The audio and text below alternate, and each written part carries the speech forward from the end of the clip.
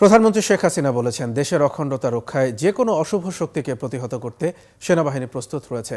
রাজবাড়ীর বালিয়াকান্দি উপজেলার গড়াই নদীর পাড়ে এক সেনা দরবারে তিনি এই কথা বলেন। এর আগে ৫৫ পদাতিক ডিভিশনে শীতকালীন মহড়া পর্যবেক্ষণ করেন প্রধানমন্ত্রী।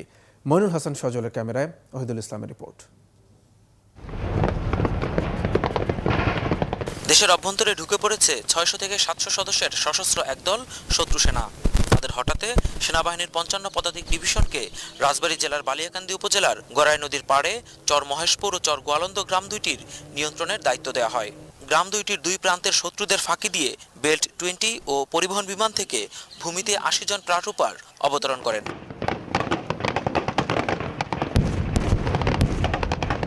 ২৬ ফিল্ড রেজিমেন্ট আর্টিলারি ও ২১ এয়ার ডিফেন্স রেজিমেন্ট আর্টিলারি আকাশে তাদের প্রতিরক্ষা দেয়। ২২ ও ১৭ ইনফ্যান্ট্রি ডিভিশন এবং ২৫ ইস্ট বেঙ্গল রেজিমেন্টের পদাতিক সৈন্য ও প্যারা কমান্ডোরা একত্রে শত্রুদের উপর বহুমুখী আক্রমণ পরিচালনা করে। এরপর ৮ ইঞ্জিনিয়ার ব্যাটালিয়নের তৈরি করা পন্টুন ব্রিজের মাধ্যমে ট্যাঙ্ক ও জরুরি রসদ সরবরাহ করা হয়।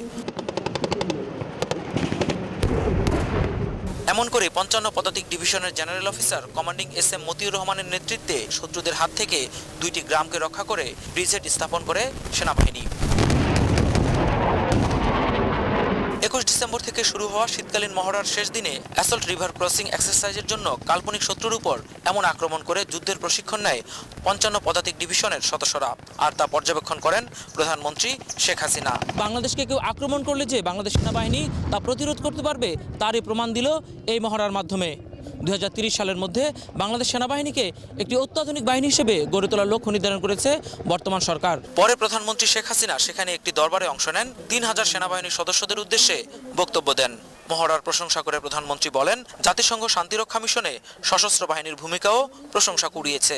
স্বাধীনতা সার্বভৌমত্ব রক্ষায় যে কোনো অশুভ শক্তিকে দৃঢ়ভাবে প্রতিহত করতে আমাদের সেনাবাহিনী সম্পূর্ণভাবে প্রস্তুত এবং তা অত্যন্ত দক্ষতার সাথেই প্রস্তুত। প্রতিরক্ষা বাহিনী জয়ী হতে পারে যাদের প্রতি মানুষের আস্থা বিশ্বাস থাকে, এবং মানুষের আস্থা বিশ্বাস অর্জন করা আমরা রাজনীতি করি, আমাদের জন্য যেমন প্রয়োজন তেমনি আপনাদের জন্য প্রয়োজন।